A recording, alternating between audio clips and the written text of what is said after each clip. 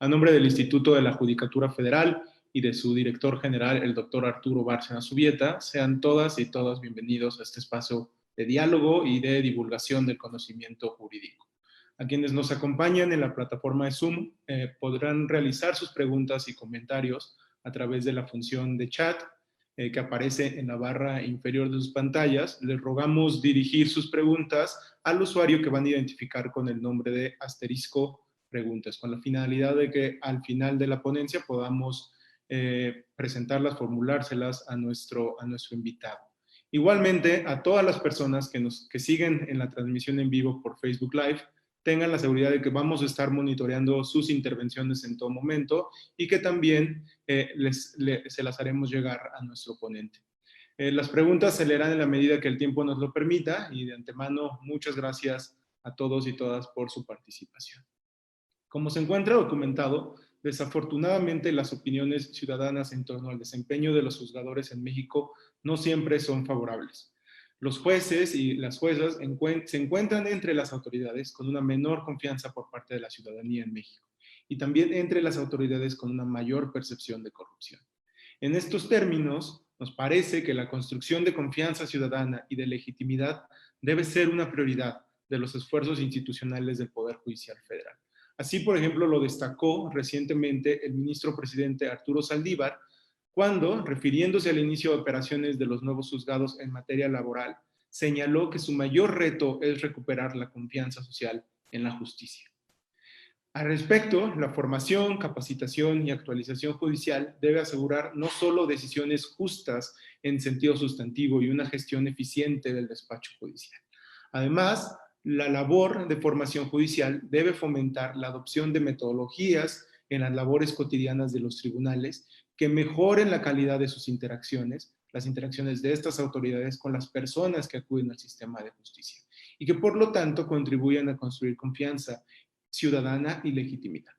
Para contribuir a mejorar esta situación desde las labores del instituto, se ha incorporado, como se puede observar en el programa anual de capacitación 2021, una línea específica de acción que pretende incidir por medio de la sensibilización y capacitación en la confianza ciudadana en los tribunales federales y en la legitimidad del Poder Judicial de la Federación.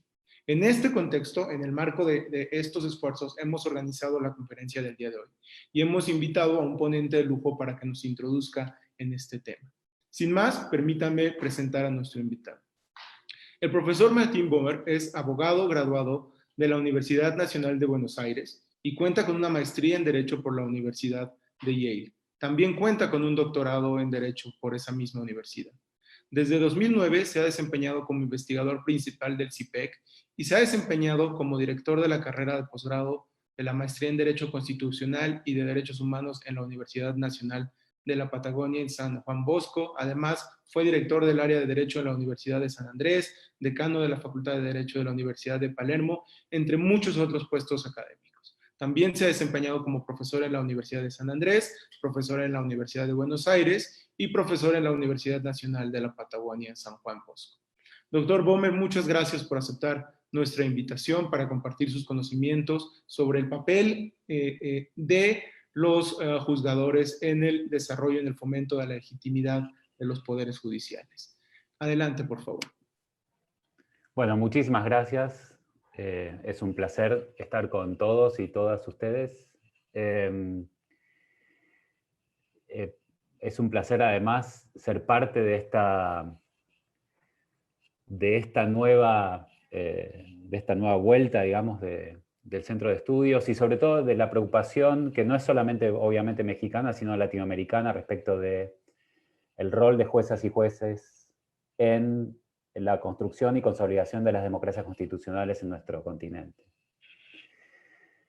El tema sobre el que vamos a conversar y sobre el que estamos varios de nosotros preocupados respecto del necesario aumento de la legitimidad de las profesiones del derecho, no tiene una larga tradición en la academia y en la formación de los abogados y abogadas de nuestro continente. en general estamos más preocupados por formar a los profesionales del derecho en realizar correctamente una actividad muy importante, que es la de decidir conforme a derecho los conflictos sociales. Decidir conforme a derecho los conflictos sociales. Pero hay otra parte de la actividad jurisdiccional, que está, por supuesto, vinculada con esta, ahora voy a explicar cómo, que es tan importante como esta, y es que nuestras profesiones están llamadas a resolver los conflictos sociales de acuerdo al derecho, pero para eso necesitan sacar el conflicto de la calle, para decirlo de alguna manera. Tienen que atraer el conflicto hacia sí, tienen que lograr esta especie de milagro de que la gente no tome las armas, no utilice la violencia o el engaño para decidir los conflictos, sino que cuando está metida en un conflicto, cuando hay un conflicto de intereses,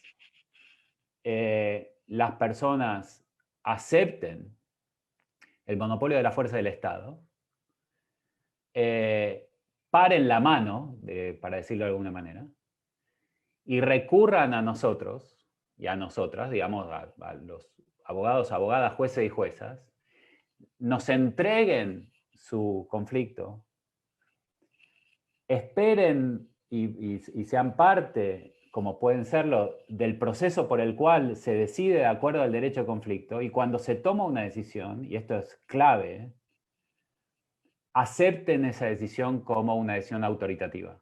Sobre todo la parte que pierde, porque la parte que gana, gana. Sobre todo la parte que pierde. Ese milagro de sacar el conflicto de la calle, lograr que la gente acepte pasar un tiempo con nosotros que es muchas veces demasiado, y luego acepte una decisión que va en contra de su propio interés, es ese milagro que suceda eso, es papel de lo que vamos a llamar legitimidad. La legitimidad de las instituciones del derecho es como un imán de conflictos para sacar el conflicto de la calle, y es como una forma de persuasión de aquellos que terminan derrotados en tribunales, que van a la cárcel o tienen que entregar a sus hijos, o deben quebrar su empresa, o deben no cobrar su crédito, y esas personas tienen que aceptar como autoritativa esa decisión. Las destrezas que se requieren para lograr eso, como ustedes saben, no son destrezas que nos hayan enseñado. Y lo interesante es que creo que no nos lo han enseñado, entre otras cosas, porque no estaba tematizado como algo importante la cuestión de la legitimidad. Para decirlo más claramente, los objetivos de los poderes judiciales, yo diría de las instituciones de la justicia en general, incluyendo las profesiones del derecho, son dos: hacer justicia y crear legitimidad. Por hacer justicia voy a entender aplicar el derecho, y por legitimidad voy a entender esto que yo acabo de mencionar.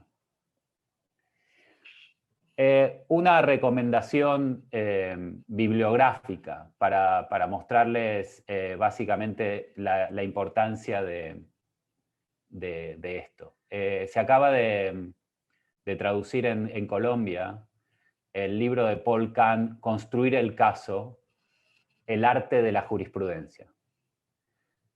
Paul Kahn es un gran profesor de Derecho de la Universidad de Yale, y el libro está dirigido, como muchos libros, es una tradición ya norteamericana de mucho tiempo, libros que van dirigidos a alumnos, alumnas de primer año de la Facultad de Derecho. Así que es un libro introductorio sobre la importancia de la jurisprudencia en la práctica jurídica. Ese libro, que ha sido traducido, como digo, recientemente por Daniel Bonilla y publicado en Colombia, creo, en El Siglo del Hombre,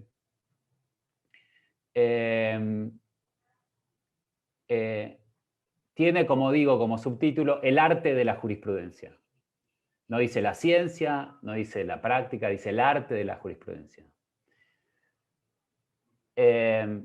¿Por qué? Bueno, porque el punto que me parece que quiere hacer fuerte Kant, y lo quiero hacer yo aquí, es que la idea de legitimidad presupone una práctica colectiva, que tiene, por supuesto, algo de ciencia, cuando uno tiene que describir el mundo, describir el derecho y demás.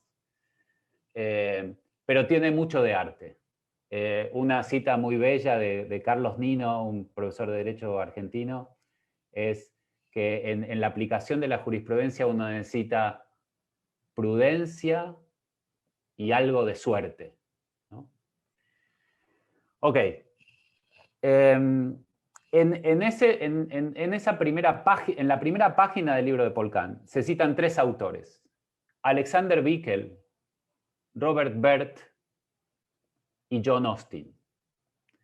Alexander Bickel es otra vez un constitucionalista norteamericano que escribió un libro muy importante sobre el Poder Judicial que se llama The Least Dangerous Branch, o sea, la rama menos peligrosa. ¿Por qué Bickel decía que el Poder Judicial era la rama menos peligrosa? Porque las otras dos, una, el Ejecutivo tiene las armas, controla la policía, controla el monopolio de la fuerza del Estado. Y el Congreso tiene el presupuesto, la bolsa, ¿no? El presupuesto, la plata, para llevar adelante política pública. ¿Qué tiene el Poder Judicial? Lo único que tiene el Poder Judicial es su prestigio. Lo único que tiene es su legitimidad para lograr que el Poder Ejecutivo ejecute y que el Poder Legislativo pague lo que tiene que pagar y que la gente pueda ejercer sus derechos. Lo único que tenemos nosotros es nuestra voz. No hay nada más. Si la policía no nos hace caso y si el legislativo no nos lee para modificar el derecho cuando haya que modificarlo o poner el dinero cuando haya que ponerlo para llevar adelante la política pública que sea, nosotros no existimos. Más interesante todavía, somos tan débiles, somos tan poco peligrosos, que hay una manera muy fácil de dejarnos sin trabajo, salvo el fuero penal. Pero hay una manera muy fácil de dejarnos sin trabajo, y es que la gente no venga más a nosotros. En el momento en que la gente no viene más a nosotros, dado que trabajamos a pedido de parte, se terminó el Poder Judicial. Entonces, Bickel, la rama menos peligrosa. Robert Bert tiene un gran libro que se llama La Constitución en Conflicto y está traducido en Buenos Aires, en la editorial de la Universidad de Buenos Aires, EUDEVA, The Constitution in Conflict, donde Bert hace el punto tan importante, que es que tenemos que mirar la sentencia o el efecto de la sentencia desde el punto de vista de quien pierde. El que gana lee el voto final, como dice Paul Kant. Lee el voto. Condeno, obligo, resuelvo. Y no quiere leer más nada. El que pierde busca la motivación de la sentencia, lo que en la Argentina llamamos considerandos. Busca la motivación, la justificación de la sentencia. Y entonces ya no busca el resultado, sino que busca los motivos por el cual esa parte perdió. Yo busco los motivos por los cuales perdí. Y lo que busco en los considerandos es que el juez, la jueza, los jueces, si es si es un tribunal, me convenzan de que es la decisión correcta de acuerdo a derecho. Pero el punto es que me tienen que persuadir. El voto, o sea, el resuelvo, el resultado de la sentencia, como una ley, ordena. Pero el considerando la motivación de la sentencia, la parte en la cual las sentencias motivan, deben persuadir. Una cosa es ordenar y otra cosa es persuadir. Y es ahí cuando entra el tercer autor, John Austin, que es un famoso filósofo inglés, que escribió un libro también muy famoso, que se llama Cómo hacer cosas con palabras. Cómo hacer cosas con palabras. Cuando nosotros hablamos, dice Austin, hacemos cosas. Por ejemplo, describimos el mundo, damos órdenes, expresamos nuestros sentimientos, tratamos de convencer, nombramos, ponemos nombres a niños, ponemos nombres a barcos, hacemos cosas con las palabras, generamos contratos. La orden requiere una cantidad de cosas. Por ejemplo, yo ahora les doy una orden a ustedes para hacer algo, para pagarme a mí una determinada cantidad de dinero, y esa orden no funciona porque yo no tengo las condiciones necesarias como para que esa orden efectivamente se cumpla. O sea, en realidad sea una orden, en realidad sea una sentencia. Para dictar sentencias, yo tengo que ser un juez, tener jurisdicción en el caso y demás. Entonces, a esa capacidad de crear cosas, como cuando los jueces dicen condeno, y cuando dicen condeno están haciendo la acción de condenar, dicen lo que hacen y hacen lo que dicen, condeno, eso es lo que Austin llama performativo o función operativa del lenguaje. Ahora,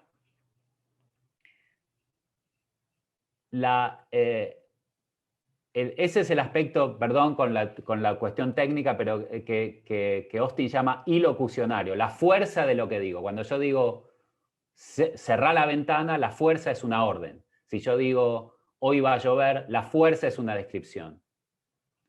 Pero hay otro aspecto que Austin llama perlocucionario, que son los efectos que yo quiero producir con lo que digo.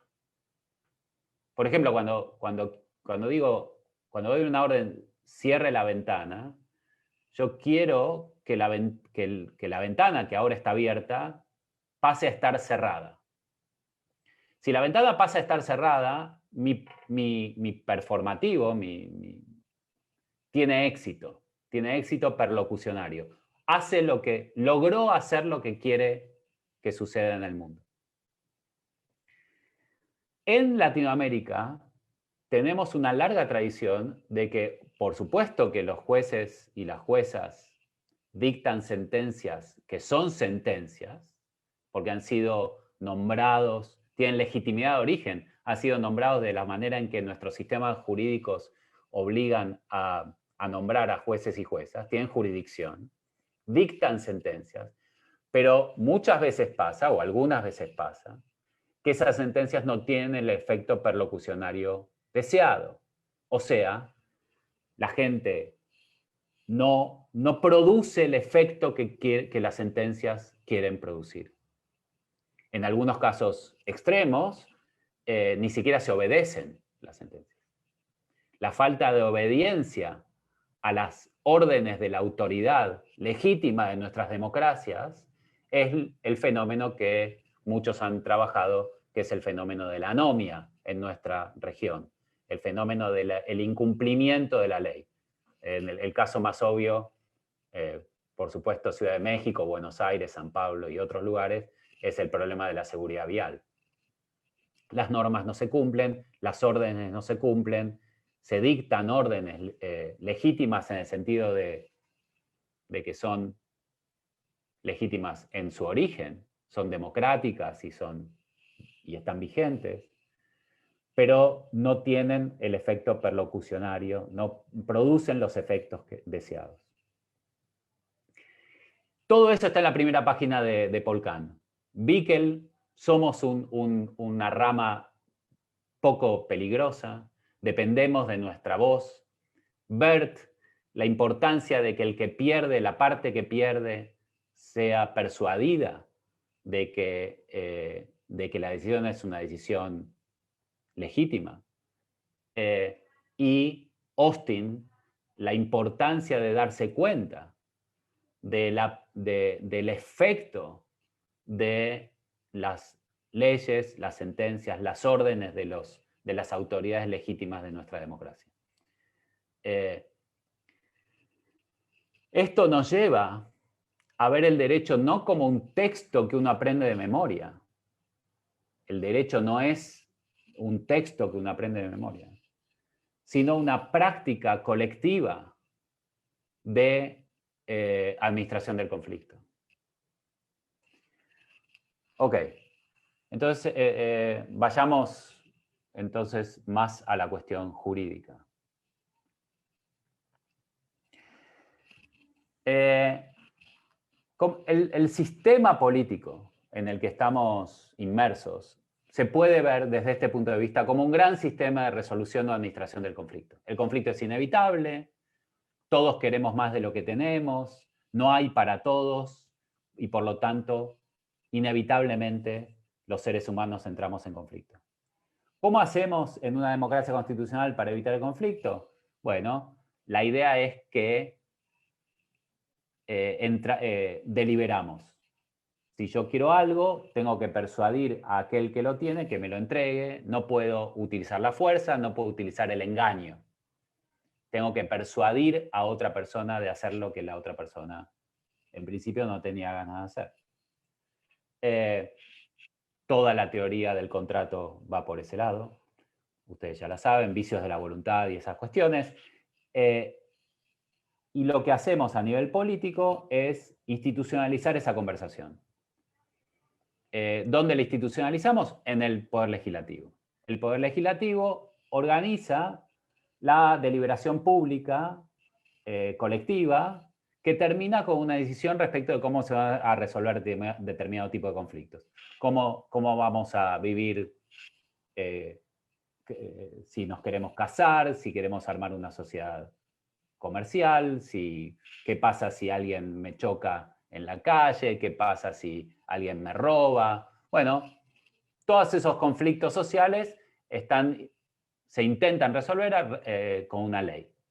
Entonces, primera fuente del derecho, la ley. ¿Por qué es fuente del derecho? Porque es la conclusión de la mejor deliberación colectiva que nosotros podemos crear. Claro, esa deliberación colectiva tiene problemas. El problema de las mayorías y de las minorías, el problema de que no tiene toda la información, el problema que algunas voces no son escuchadas y el miedo de que esa deliberación colectiva produzca leyes que violan derechos, que violan, que no hubieran salido si hubiéramos tenido a todas las voces presentes, si hubiéramos tenido toda la información.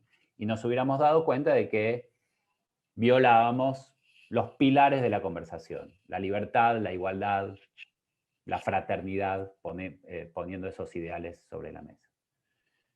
O los derechos civiles, políticos y sociales, como quieran llamarlos. Si viola eso, una segunda fuente de derecho es la Constitución, y ahora tenemos control judicial de constitucionalidad para evitar que las leyes mayoritarias violen los pilares fundamentales del sistema. Ley, Constitución.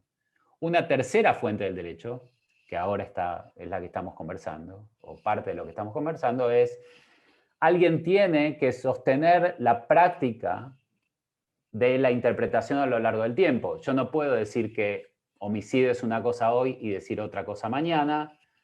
Tiene que haber algo, a veces la doctrina, a veces la jurisprudencia, que mantenga el lenguaje del derecho más o menos homogéneo para que la gente pueda vivir su vida planificando su futuro, sabiendo que las reglas no cambian de la noche a la mañana.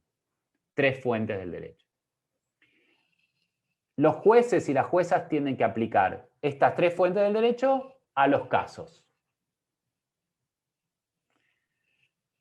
Y es una tarea muy complicada de hacer, como se darán cuenta.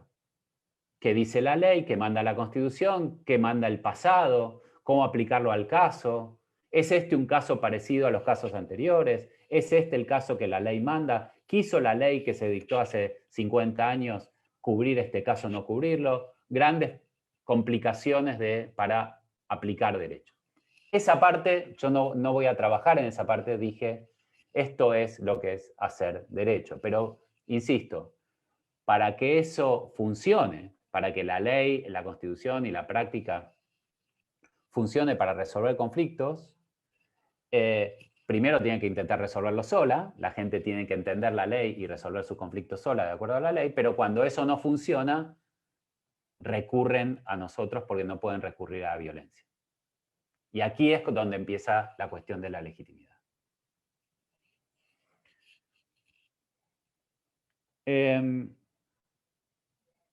¿Cómo armamos la conversación tan difícil para responder a la pregunta ¿cómo se aplica el derecho en este caso particular? Bueno, lo que hacemos es lo siguiente. Dejo de lado una cosa muy importante que es todo el sistema de acceso a la justicia y acceso a los derechos, que es un tema fundamental, pero que no voy a tratar aquí. Es un tema clave, pero que no voy a tratar aquí. En general lo que hacemos, lo que les pedimos a las personas es que recurran a la justicia, pero les impedimos hablar directamente a los jueces y juezas. Les imponemos un monopolio de su defensa, de la defensa de su interés, que es una profesión que va a hablar por ellos, y esa es la profesión de la abogacía. La gente no le habla directamente a los jueces y a las juezas. Solo le habla a través de la voz de sus abogados o abogadas. ¿Por qué? Bueno, yo creo que es porque, me parece que surge de nuestras regulaciones, es porque, por dos motivos. Un motivo es porque creemos que la gente está en desigualdad de armas si va sola a ver a un juez o una jueza. ¿Qué quiere decir esto? Bueno, que va a haber gente que tiene más capacidad oratoria, más capacidad de persuasión, más tiempo para estudiar el derecho y demás, y entonces esa gente ganaría los casos porque persuadiría más a jueces y juezas que la gente que no tiene estas capacidades. Y no queremos que gane el mejor orador o la mejor oradora, queremos que gane el mejor argumento. Queremos que los jueces y juezas decidan por el mejor argumento. A eso llamamos decidir conforme a derecho. Entonces lo que hacemos es igualar sus capacidades retóricas a través de una profesión que está formada para hacer justamente eso. Entonces, igualamos su capacidad retórica. Los abogados, las abogadas deberíamos ser relativamente iguales en calidad técnica para que otra vez no gane el mejor abogado o la mejor abogada, que gane el mejor argumento. Otra cosa que hacemos los abogados respecto de la gente es traducimos sus intereses al lenguaje del derecho. Traducimos sus intereses al lenguaje del derecho. Y entonces, ¿qué tenemos que hacer? Bueno, tenemos que sentarnos con la persona en cuestión y entender su interés y ver si podemos traducir ese interés al lenguaje del derecho. Yo quiero ganar dinero, no es un argumento jurídico. Yo tengo derecho a ganar este dinero, sí es un argumento jurídico. Pero la traducción de yo quiero o tengo interés a yo tengo derecho es una traducción bastante compleja que hacer, y nuestro cliente, nuestra clienta, tiene que estar de acuerdo con esa traducción, tiene que aceptar esa traducción. Y ahí, otra vez, lenguaje claro, capacidad de conversación con nuestros clientes, consentimiento informado de lo que vamos a hacer, para que entonces los abogados puedan presentar los argumentos de la parte ante los jueces. ¿Dónde está regulado esto? Bueno, en los códigos de ética profesional de la profesión. ¿Cómo está regulado? Bueno, se llama lealtad profesional, se llama lealtad al cliente, obligación de no mentir, obligación de decir verdad, obligación de actuar de buena fe. El sistema no quiere que gane el mejor abogado o la mejor abogada, sino que quiere que gane quien tiene razón, el que quiere que gane el mejor argumento. Entonces hay mucho que decir respecto de la legitimidad en esta primera parte, que es los códigos de ética de la profesión. Por ejemplo, el secreto profesional es una forma de decirle a la gente, vengan a nosotros, no resuelvan con violencia los conflictos, vengan a nosotros, confíen en que nosotros vamos a defender sus intereses de la mejor manera posible, siendo celosos defensores de su interés, y no haciendo públicas cuestiones que no deben ser públicas. Eso es el secreto profesional. Pero sepan que nosotros no vamos a tomar cualquier interés de ustedes como para llevarlo a tribunales. Hay un filtro de cosas que nosotros vamos a hacer. No cualquier cosa que ustedes quieren que nosotros defendamos, las vamos a defender. Esa es la tensión en la que trabaja el Código de Ética Profesional.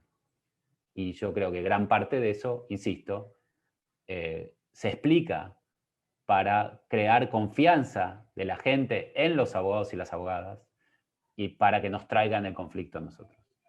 Que la profesión no tenga esa legitimidad o que la profesión no sea prestigiosa es una desgracia del sistema democrático constitucional. Porque si la gente no viene a nosotros, la gente decide sus conflictos con violencia.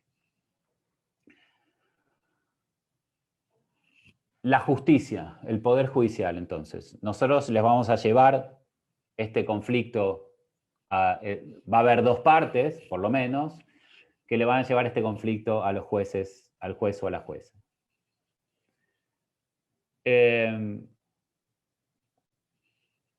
¿Qué destrezas, qué virtudes tienen que generar el juez o la jueza primero para que la gente venga, pero sobre todo para que una vez que tome una decisión, como dice Boebert, la parte perdidosa, la parte que pierde, acepte también la decisión? Bueno, otra vez, eso está escrito en negro sobre el blanco en los códigos de ética judiciales. Repasemos un poquito. Independencia. ¿Por qué la independencia está vinculada con la legitimidad? Porque si yo no soy independiente, ¿para qué la gente me viene a ver a mí? Para eso va a ver a mi jefe, para resolver los conflictos. Independencia, imparcialidad.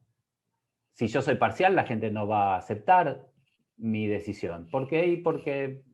Porque lo resolví de acuerdo a los intereses de una parte, no imparcialmente. Motivación, que es lo que estuvimos hablando hasta ahora, me tiene que hablar a mí, me tiene que hablar con claridad, me tiene que explicar y persuadir de que yo debo aceptar esta decisión. Bueno, decoro. Obviamente yo ni voy a ir a ver, ni voy a aceptar la decisión de una persona a la que vi ayer a la noche, borracha en un bar, cuando hoy a la mañana tenía que decidir quién se quedaba con la tenencia de mis hijos o el destino de mi empresa. El Código de Ética Iberoamericano, que es el Código de Ética Judicial Iberoamericano, de la Cumbre Iberoamericana de Jueces, es un gran código, escrito por Vigo y por Manolo Atienza, y dice una cosa muy importante. No solo hay que ser independiente, imparcial, hay que parecerlo. Entonces, la ética, entonces, ser imparcial y ser independiente es una obligación jurídica, es una obligación legal, es un problema a veces incluso penal. Parecerlo es un problema de ética judicial. Uno puede ser independiente y no parecerlo, y a pesar de que no viola la ley, viola la ética judicial. ¿Por qué? Por un problema de legitimidad, no por un problema de justicia. ¿Por qué los códigos de ética ponen el acento en parecer? Bueno, justamente porque tengo que persuadir a otros. Y si yo soy independiente, pero parezco dependiente, si yo soy independiente, pero juego al golf con el presidente de la nación, con el abogado de la contraparte, me abrazo con el abogado de la contraparte en la puerta de mi despacho y demás, puedo ser independiente, puedo ser imparcial, pero no lo parezco. Y si no lo parezco, la gente no viene a nosotros. Y cuando yo doy una decisión, la gente que pierde no la obedece. Esta es la parte performativa, perlocucionaria de nuestro trabajo. Y por lo tanto requiere una cantidad de destrezas. Voy a empezar a terminar. Y llego a la cuestión de la justicia procedimental. Dado esta cuestión de la importancia de la legitimidad, de la importancia de esta parte de la práctica que yo creo que nuestra tradición ha sido ciega a esa parte, que nos hemos contentado en la Facultad de Derecho con darles básicamente el texto de la ley y no hemos tenido en cuenta la necesidad de formar en destrezas de la democracia del poder de las profesiones del derecho en una democracia constitucional. Esta especie de ceguera respecto de la importancia de esta mitad de nuestro trabajo es que me parece que estamos en la situación en la que estamos. Jueces y juezas que solo le importan escribir para los colegas, escribir para los tribunales superiores, escribir para las publicaciones en un lenguaje absolutamente abstruso que nadie entiende, y que no tienen ningún problema en pasearse por las ciudades siendo parte de organizaciones o clubes o prácticas sociales que ponen ponen en grave crisis la confianza de la gente en nosotros. Ok. Sin embargo, esta parte de nuestra profesión, de nuestra práctica, empieza ahora a bajar en propuestas muy concretas de cómo aumentar la legitimidad de nuestras profesiones. Una de ellas es la propuesta de la justicia procedimental que inició un profesor de Yale que se llama Tom Tyler hace unos, yo diría, 30, 40 años. Y la propuesta surge de una observación muy pareciera obvia, pero que él pudo probar empíricamente. Y la propuesta y la observación es la siguiente. La gente obedece más y obedece a más largo plazo normas y autoridades legítimas que normas y autoridades que solo tienen para ser obedecidas la amenaza de la sanción. Digamos, la gente obedece más por legitimidad que por amenaza de sanción. La amenaza de sanción es cara, requiere policías, semáforos, cámaras de televisión, mantener la presión de la amenaza de sanción en forma permanente. La idea de legitimidad es mucho más barata y tiene una vida útil mucho más larga. Muy bien. Ahora, dicho esto, parece relativamente sencillo, pero lo interesante de estas investigaciones empíricas de Tom Tyler, lo interesante que muestran es cómo se desagrega la idea de legitimidad. Y Tyler propone 4 aspectos de la legitimidad. Primer aspecto, la voz, dar voz a la gente. ¿Qué quiere decir esto? Una autoridad es más legítima cuando escucha los argumentos de las personas. Y escuchar es escuchar atentamente. Quiere decir que las personas entiendan que sus argumentos fueron tomados en cuenta. Vuelvo a la cuestión de las sentencias. El que pierde, el que gana, mira el resultado. El que pierde, mira la motivación. Y quiere saber si sus argumentos, los mejores argumentos que su abogado o su abogada dio por él o por ella, fueron tenidos en cuenta. Y cómo fueron contraargumentados. Eso es la idea de voz. Por supuesto, la voz es importante en muchos aspectos, en muchos momentos de la democracia. Escuchar a la gente y escuchar a sus argumentos es clave, porque si no la democracia decide por poquitos argumentos y en general sus argumentos son malos. El punto ese es lo que diferencia a la democracia del autoritarismo. La democracia es mucho más fuerte en sus decisiones porque tiene más información y mejores argumentos, y el autoritarismo tiende a ser un desastre porque escucha una sola voz. Así que la multiplicación de las voces justifica la democracia, pero además en este caso aumenta la legitimidad de la autoridad que escucha la voz de quienes van a recibir la orden. Voz. Segundo aspecto, parece una obviedad, pero respeto. Tratar con respeto a las personas. ¿Qué quiere decir tratar con respeto a las personas? Bueno, básicamente ser puntual. Si uno no es puntual, pedir disculpas. Si alguien viene al juzgado de lejos y se tuvo que tomar un transporte público a la madrugada para ser testigo en una causa o lo que sea, y cuando llega no hay un sillón esperándolo, no hay un baño decente esperándolo, no hay aire acondicionado o calefacción esperándolo, bueno, eso es un trato irrespetuoso. Para no hablar de trato respetuoso que se deben jueces, abogados y abogadas. Estoy hablando de la gente en general. Imparcialidad. Otra vez, no es ser imparcial, sobre todo es parecer imparcial.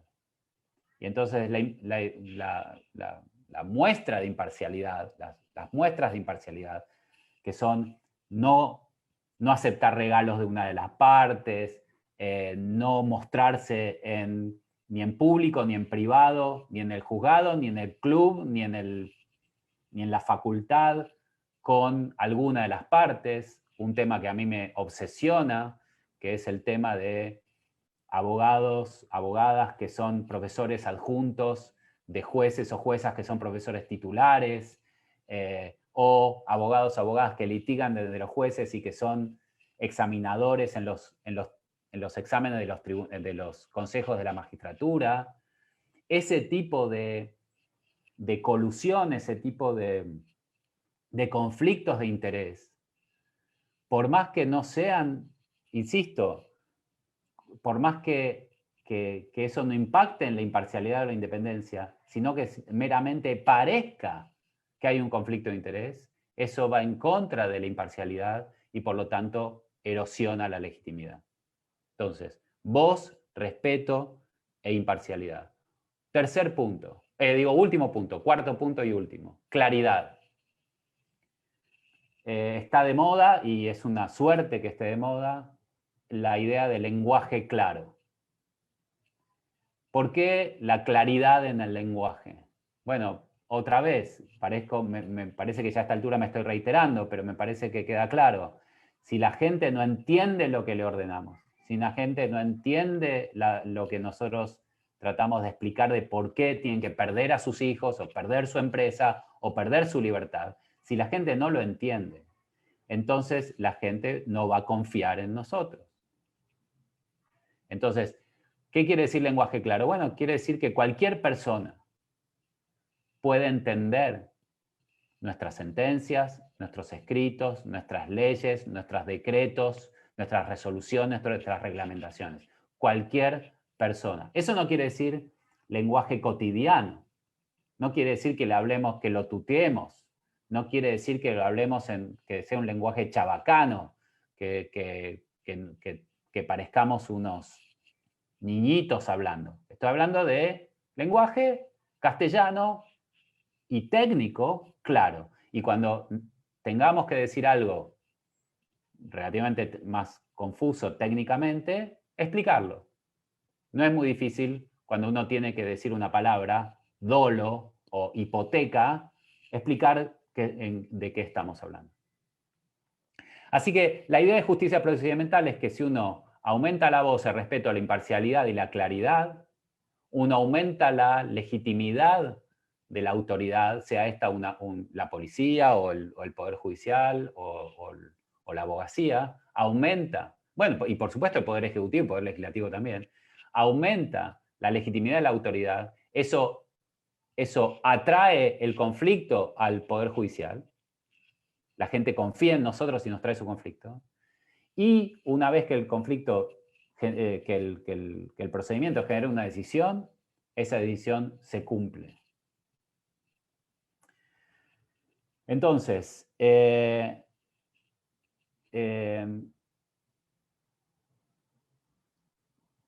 creo un diagnóstico de algunos de los problemas que tenemos en la justicia en América Latina está vinculado con que no solamente tenemos un problema con la forma en la que aplicamos el derecho, justicia o decidir conforme al derecho, sino que además tenemos un problema de legitimidad, de que la práctica del derecho no genera confianza en la ciudadanía. Y si no generamos confianza en la ciudadanía va a tomar el derecho por mano propia. Ese es el peligro que corremos cuando no generamos legitimidad. Carlos, yo llegué hasta ahí y estoy abierto a preguntas o observaciones. Muchas gracias. Muchas gracias, profesor Bomer, por su intervención, por sus apuntes tan precisos sobre la importancia de la legitimidad y cómo desde la labor de los profesionales del derecho se puede abonar a la legitimidad de los poderes judiciales y de la profesión como tal. Hemos recibido varias preguntas que intentaré ir agrupando en preguntas similares y se las plantearé para dar respuesta. Hemos recibido preguntas por Zoom y también por las redes sociales. De nueva cuenta, les invito a todas y a todos que si tienen preguntas, nos las planteen por estas vías y yo se las haré llegar a nuestro ponente. Bueno, entonces, sobre estas primeras preguntas, hay una primera pregunta, profesor, que se refiere a cómo priorizar la adopción de ciertas destrezas para fomentar la legitimidad de los poderes judiciales frente a las cargas de trabajo que muchas veces son significativas y que enfrentan de forma cotidiana los tribunales, ¿no? Básicamente nos preguntan cómo lograr un equilibrio, un balance entre una operación que sea eficiente al interior de los tribunales y por otra parte tener tiempo para poder precisamente observar en la práctica estas actitudes, estas habilidades que requieren muchas veces más tiempo, ¿no? Que no necesariamente a veces, con el cual no necesariamente cuentan a veces los juzgadores, ¿no? Básicamente esa tensión, ¿no? Y cómo resolverla es la primera pregunta. La segunda pregunta que nos llega es, en contextos como el mexicano, con un amplio desconocimiento de lo público, ¿cuál es el papel de las personas juzgadoras para restablecer este déficit de conocimiento, ¿no? Para explicar realmente sus decisiones? Y la tercera pregunta en esta primera ronda que le plantearé es, nos preguntan si los 4 elementos que menciona, ¿no? Voz, respeto, imparcialidad, neutralidad y entendimiento, ¿no? Tienen un mismo peso en la construcción de esa percepción de legitimidad o si alguno pesa más que otro, ¿no? Básicamente en esta primera ronda serían estas tres primeras preguntas. Demos un espacio para respuestas y después le planteo las siguientes. Adelante. Perfecto, bueno, muy buenas preguntas y difíciles. El tema del tiempo. Yo no conozco muy bien las rutinas del Poder Judicial mexicano, pero sé que en jurisdicciones en las cuales el juez o la jueza tiene que hacerse cargo de todo el funcionamiento de un juzgado, esa vieja idea de juzgado, eh, el tiempo se pierde muchas veces en cuestiones administrativas o de gerenciamiento del juzgado como un todo. Una respuesta ha sido la creación en algunas jurisdicciones del continente de la oficina judicial, que permite a jueces y juezas dedicarse solamente a la tarea jurisdiccional. Y sería una cuestión importante. Otra cosa, otra cuestión respecto del tiempo, es que muchos jueces y juezas también dividen su tiempo entre la academia o la enseñanza del derecho y la judicatura. Yo hago un voto porque dejen de hacerlo y que cada vez más los profesores y las profesoras de derecho sean profesionales, y que los jueces y las juezas o los abogados y las abogadas den clase de algunas cosas que saben o saben hacer y pocas, para que se dediquen sobre todo a la actividad jurisdiccional. Pero me parece que si uno asume, dejando de lado esas cuestiones, si uno asume esta idea de legitimidad y de claridad y demás, yo creo que a mediado plazo va a tener más tiempo y no menos tiempo. Uno apuesta a que este entendimiento de la legitimidad lo que hace es aumentar, aumentar el respeto a la ley, aumentar la legitimidad del Poder Judicial y de la ley en general, y eso uno espera que disminuya la tasa de incumplimiento de la ley. Por lo tanto, uno espera que en la medida en que el derecho esté más claro y que seamos más consistentes en la aplicación de ese derecho y más legítimos en la aplicación de ese derecho, la gente resuelva sus conflictos de acuerdo a la ley sin necesidad de recurrir, de judicializar sus conflictos. La gente, uno espera que en el tiempo conozca mejor qué manda el derecho, que lo obedezca a pesar de que no le gusta, que pueda negociar sus conflictos en forma interpersonal sin necesidad de demandar en tribunales el cumplimiento del derecho y demás, y uno espera entonces que el Poder Judicial tenga menos trabajo y no más trabajo en la medida en que uno disminuya la judicialización del conflicto en forma permanente. A mí me da la sensación de que la judicialización de conflicto en forma permanente lo que hace es, si bien atraemos gente porque no tienen alternativa al Poder Judicial, dado la falta de claridad en nuestras decisiones, dado la falta de consistencia en nuestras decisiones, dado la falta de claridad en lo que manda el derecho, me parece que lo que sucede es que aumentamos nuestro trabajo en vez de disminuirlo. Otra de las cuestiones que me parece que está vinculado con el tema del tiempo es la cuestión de la oralidad. A mí me da la sensación de que la oralidad debería disminuir el tiempo de trabajo y no aumentarlo. Es cierto que ahora los jueces en la oralidad tienen que estar en su despacho 8 o 9 horas o las horas que normalmente todos trabajamos por día o por semana. Pero me parece que en la medida en que la legitimidad y los códigos de ética funcionen, bueno, con abogados leales que trabajan de buena fe, sin chicanas, con la verdad, y jueces y juezas que trabajan con su legitimidad y claramente en la tarea de, junto con la abogacía, llevar adelante los procedimientos deberían ser mucho más rápidos. A mí me parece que es la mala fe de llevar hechos que sabemos que son falsos a tribunales, es la chicana permanente para evitar una decisión rápida de parte nuestra, es la falta de claridad en las sentencias que obligan a apelar interminablemente, una parte del problema de que ustedes no tengan tiempo. Me parece que parte del problema del tiempo lo creamos nosotros solos.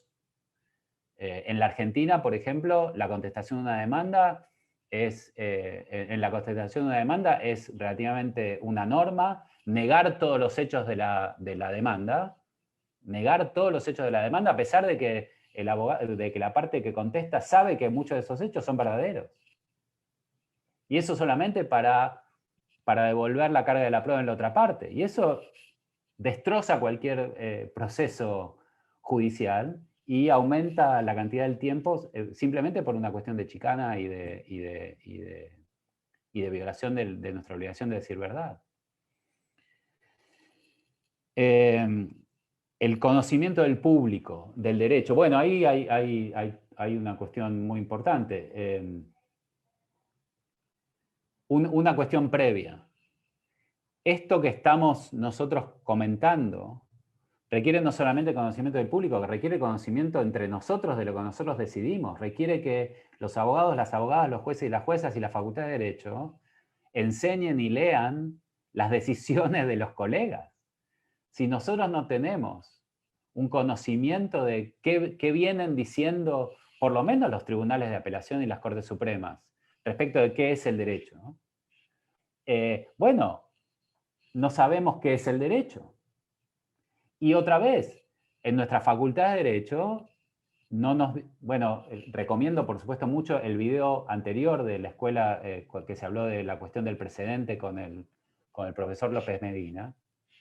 En nuestras escuelas de Derecho seguimos sin enseñar demasiado jurisprudencia.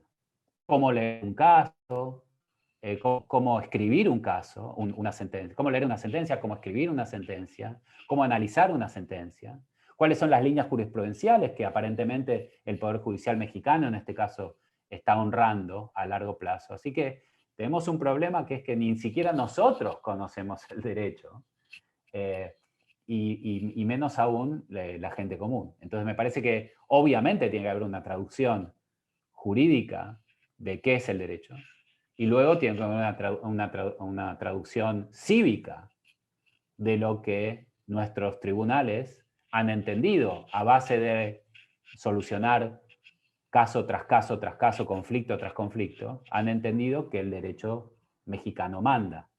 Y entonces ahí es un trabajo, insisto, es un trabajo de creación de materiales de enseñanza, tanto para la Facultad de Derecho como para las escuelas secundarias, primarias, para los medios de comunicación. Es un trabajo enorme que tampoco estamos haciendo porque otra vez suponíamos que el derecho era el Código Civil y el Código Civil se leía solo. Si los cuatro puntos tienen igual peso, no sé, ahí Carlos me puede dar una mano, pero me parece que no, por lo menos no teóricamente. Me parece que el peso de estos 4 elementos depende de cuestiones empíricas. Los insto a producir investigación empírica en diferentes espacios, la policía de alguna ciudad, algún juzgado, algún poder judicial, para ver cuáles de estos aspectos está más, bueno, sólido o débil. Y me parece que lo que hay que mirar básicamente es eso, los 4 niveles, en los 4 aspectos, el nivel de cumplimiento de estas obligaciones. ¿Se escucha a las partes? Sí, tenemos oralidad y tienen muchas oportunidades para hablar y demás. Bueno, entonces estamos bien en cuanto a voz. Pero ¿qué pasa con, no sé, los baños, el aire acondicionado? No, ahí no, siempre atendemos tarde. Bueno, ahí hay una oportunidad para aumentar la legitimidad. ¿Qué pasa con la neutralidad? El juez, la jueza se presenta en sociedad como una persona íntegra, digamos, neutral, independiente y más, o se presenta como no sé, hemos tenido en la Argentina ejemplos de gente que se presenta como una estrella del rock o como una estrella mediática y entonces pierde legitimidad.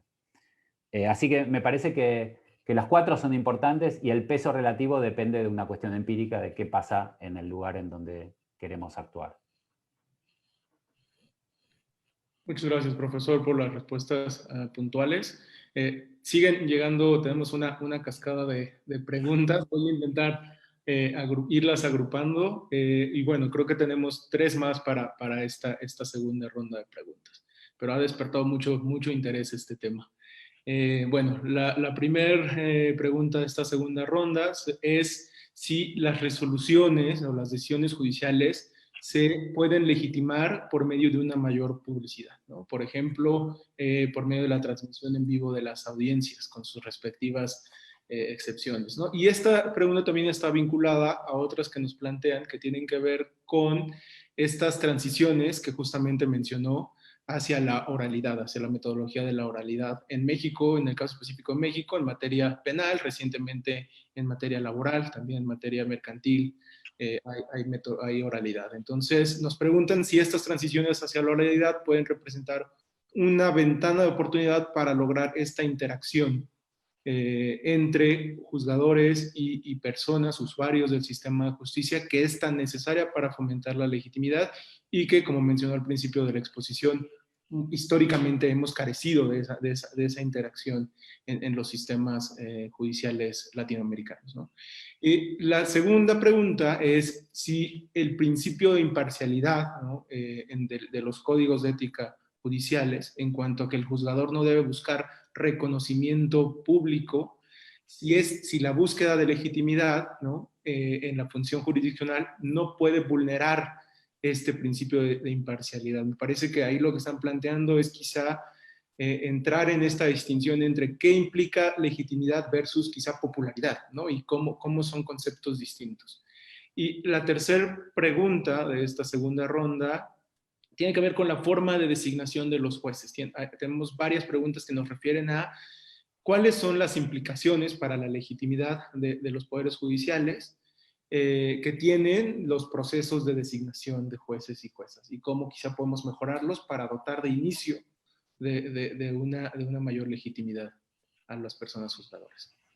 Perfecto, bueno, grandes preguntas, súper importantes. La primera es la cuestión de la publicidad.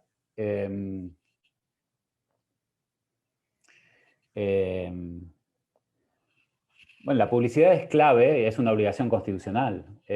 Todo acto de gobierno tiene la obligación de ser público.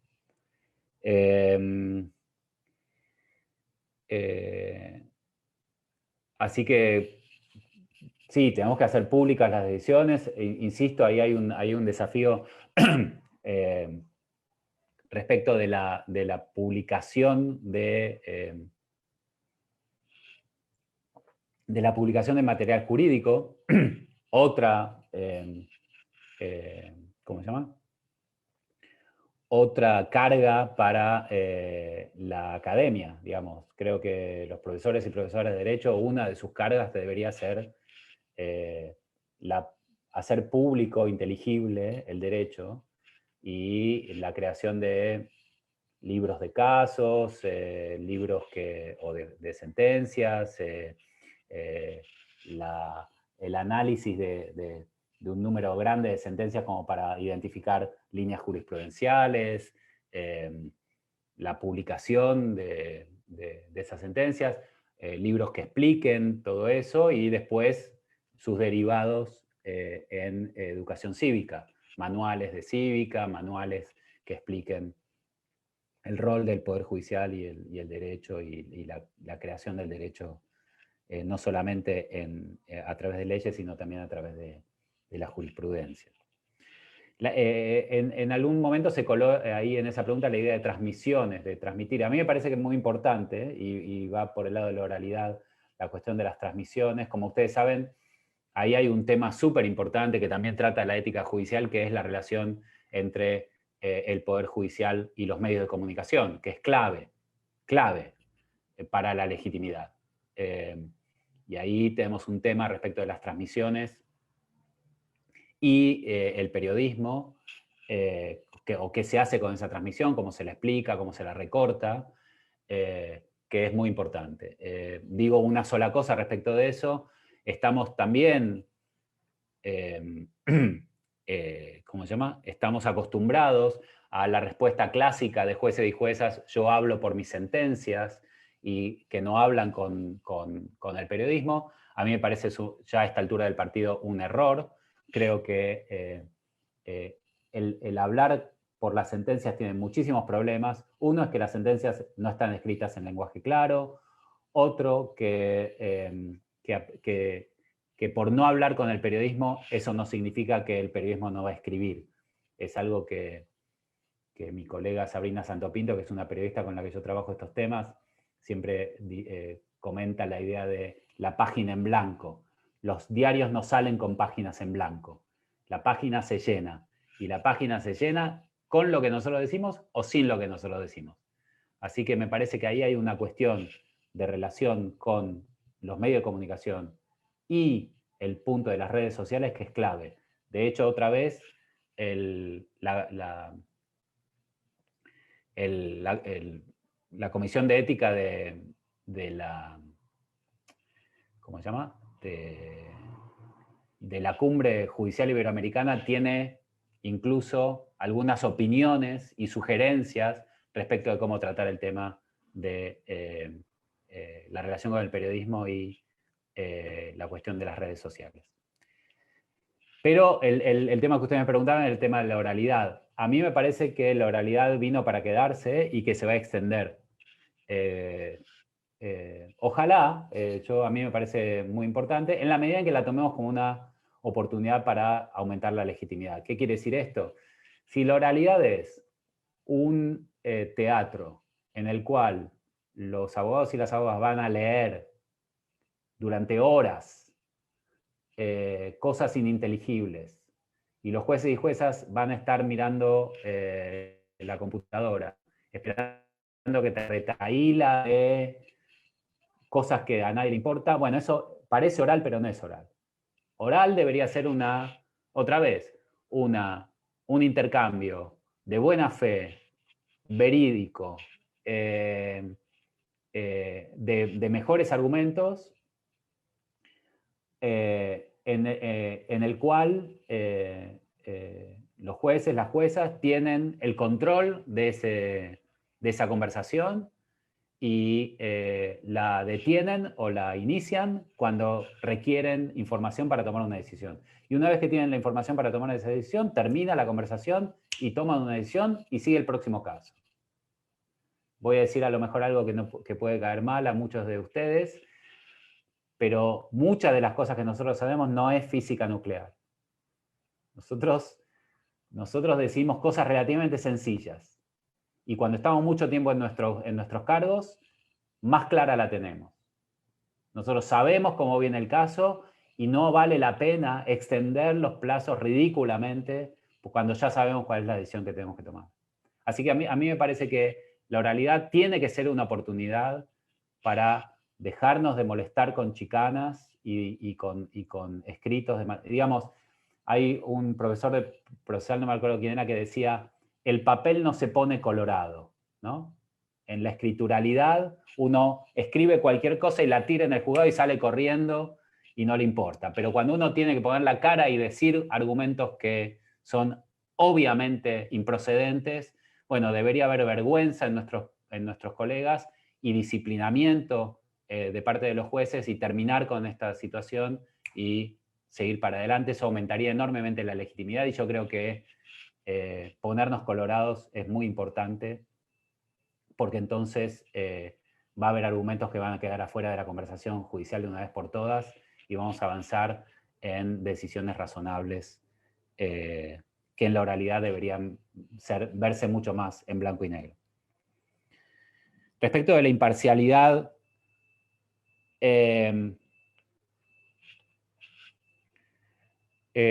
una cosa es mostrarse como una persona neutral y otra cosa es mostrarse como otra vez, como una estrella del rock, digamos. La idea no es que los jueces, las juezas, los abogados y las abogadas sean populares. La idea no es que aparezcamos todo el tiempo en los medios de comunicación. La idea es que tanto en nuestra vida pública como en nuestra vida privada demos testimonio de que somos funcionarios de la justicia. Digamos, los abogados y las abogadas tenemos una matrícula del Estado que nos permite ejercer el monopolio del acceso a la justicia.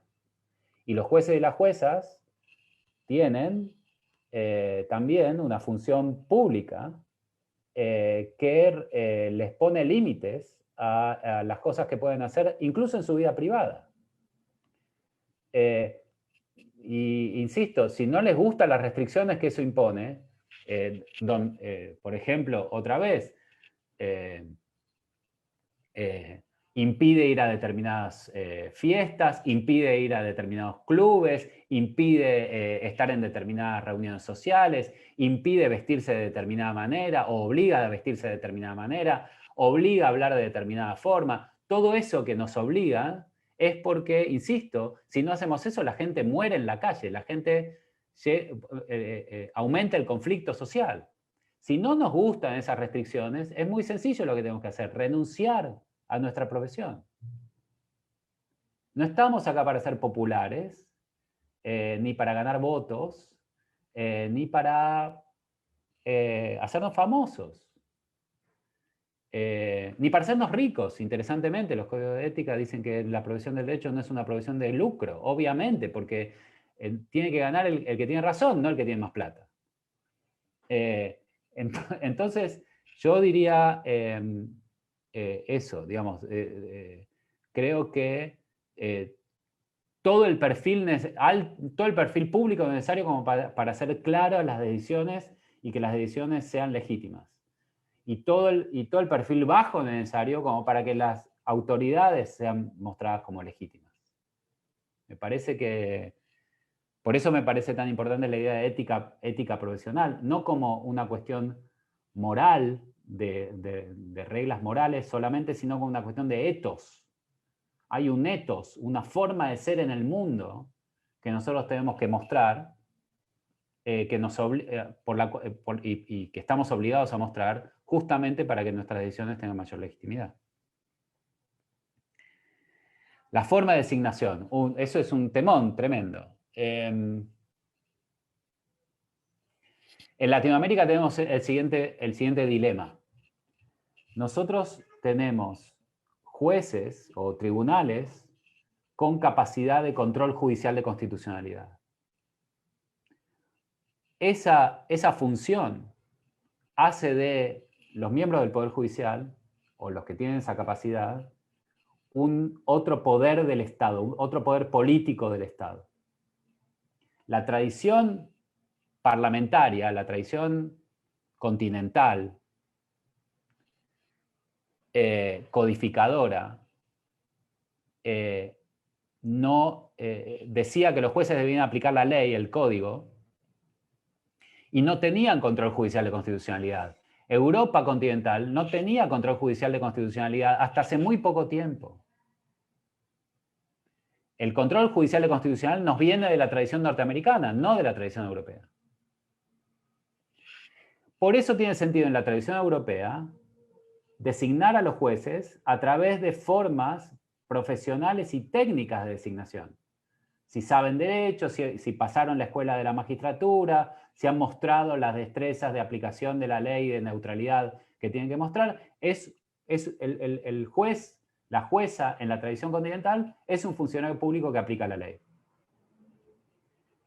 Porque no tenía control judicial de constitucionalidad, o por lo menos todavía funcionaba en Europa la idea del formalismo, de que se aplicaba la ley como un razonamiento lógico y que no había política en la justicia. Nuestro sistema, con control judicial de constitucionalidad y habiendo entendido ya a esta altura que la interpretación de la ley supone cuestiones valorativas, tiene un problema con la designación técnica, meramente técnica de jueces. Entonces pedimos más cosas, pedimos una deliberación política, una deliberación en el Congreso, en el caso argentino una deliberación en el Senado junto con el presidente y demás, y pedimos para que no entre cualquiera mínimamente un examen en el Consejo de la Magistratura. Ahora, todos esos son los problemas del ingreso a la judicatura. Podríamos hablar mucho tiempo sobre cuestiones, como digo, escuela judicial, exámenes, quiénes toman el examen, cuánto tiempo, si tienen que haber pasantías, qué pasa con las destrezas en las que no nos forman la Facultad de Derecho. Miles de cosas previas a entrar. Pero déjeme decir algo respecto de las formas de designación y lo que pasa después de ingresar. Uno debería apostar que casi no importa, estoy exagerando, ¿no? Casi no debería importar quién ingresa, obviamente con un mínimo, un piso mínimo de decencia y conocimiento, quién ingresa al Poder Judicial, sino si una vez que ingresa al Poder Judicial, la red de legitimidad y de conocimiento jurídico le impide a esa persona hacer lo que se le ocurra. Si después de ingresar al Poder Judicial, cuando tiene que tomar una decisión, hay una práctica tan densa en el pasado y en el presente respecto de la decisión de ese conflicto, que esa persona va a tener relativamente poca discreción, poca discrecionalidad para decidir una cosa u otra. Entonces yo insisto que aún para las angustias que tenemos respecto de la forma en la que designamos jueces y juezas, esas angustias que tienen que ver con la independencia del poder político, la capacidad, esas angustias deberían bajar en la medida en que los actuales miembros del Poder Judicial, abogados, abogadas, jueces y juezas, puedan crear, como estoy proponiendo, una práctica profesional tan densa, tan legítima, que haga que muchos de los conflictos tengan una decisión relativamente sencilla de dar, rápida de dar. Que el oficio de ser juez o juez, abogado y abogado, sea un oficio en el que todos estamos y todos sabemos cómo más o menos van a decidir los otros. Tanto que a lo mejor podamos decir a nuestros clientes cuando vienen con un caso, mire, eso no va a funcionar. No hay manera que usted gane este caso. ¿Por qué? Porque el derecho mexicano ya decidió este caso y no hay ningún argumento nuevo para dar. Entonces, cualquiera que entre a esta práctica, a esta cofradía de quienes forman parte del oficio del derecho y quiera hacer algo loco, raro, extraño, por algún motivo, bueno, va a ser censurado por sus pares, va a ser censurado por los tribunales de apelación, va a ser disciplinado por los colegios de abogados o por sus pares, y va a disciplinarse. Entonces, yo entiendo, y si quieren tenemos una larga conversación respecto de formas de ingreso y escuelas judiciales y demás, pero a mí me parece que lo más importante es que una vez que ingrese a una práctica, ingrese a una profesión, ingrese a un oficio, cuyo ethos sea tan denso y tan público y tan compartido, que cualquiera que saque los pies del plato, que quiera hacer algo incorrecto, va a ser rápidamente censurado por sus pares.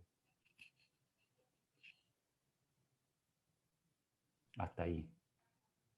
Perfecto, pues muchas gracias nuevamente, doctor, por sus respuestas, por tomarse el tiempo para compartir su conocimiento con nosotros. Lamentablemente el tiempo es una constante que debemos tomar en cuenta y por ello, a nombre de la Escuela Judicial, el Instituto de la Judicatura Federal y de su titular, el doctor Arturo Bárcena, le agradezco especialmente a usted por aceptar la invitación y también agradezco a todas las personas que nos acompañaron tanto en el Zoom como en las redes sociales del instituto. No sé si quisiera, profesor, agregar una breve conclusión antes de despedirnos. No, solamente decirles que se queden tranquilos y tranquilas, digamos, estamos en las profesiones del derecho en Latinoamérica están en una transición muy compleja. Hemos pasado de dictaduras a democracias, hemos pasado de no constitucionalismo a constitucionalismo, hemos pasado de escrituralidad a oralidad, hemos pasado de inquisitivo a acusatorio. Todo nuestro ethos, toda nuestra práctica ha cambiado radicalmente en el último tiempo. Y entonces las angustias que tenemos son angustias perfectamente entendibles de gente que ha sido formada para un juego y ahora tiene que jugar un juego diferente. Creo que hacerlo explícito a eso y dejarnos tranquilos de que efectivamente estamos construyendo una práctica nueva, la práctica de la democracia constitucional, que además la queremos muy exigente, con muchos derechos y mucha legitimidad y mucha deliberación, bueno, nos va a llevar un tiempo a todos acomodarnos, a todas las instituciones del derecho a acomodarnos. Así que en algún sentido, esto también es una terapia colectiva, el trauma de que nos cambien el juego tan brutalmente en los últimos 30 o 40 años, no es fácil de sobrellevar, pero me parece que si todos juntos pensamos las cosas de esta manera, bueno, cada institución va a empezar a hacer lo que debe y entonces el juego se va a empezar a jugar en forma más sencilla y más divertida y más responsable. Muchas gracias a todos y a todas. Bueno, de nuevo, muchas gracias. Y bueno, a quienes nos siguieron a través de la transmisión en vivo por Facebook Live, no se despeguen de nuestras redes sociales para seguir conociendo de acciones de divulgación como esta y de promoción del pensamiento jurídico. También me da mucho gusto anunciar que estaremos en el transcurso del año ofreciendo algunas actividades que justamente estarán, como anuncié al principio, abordando esta temática de cómo fomentar, ¿no?, la legitimidad de los poderes judiciales, algunas de ellas en colaboración con el profesor Bomer. Entonces les pido que estén muy al pendientes de la oferta académica que el instituto está preparando para ustedes y que tengan un excelente día.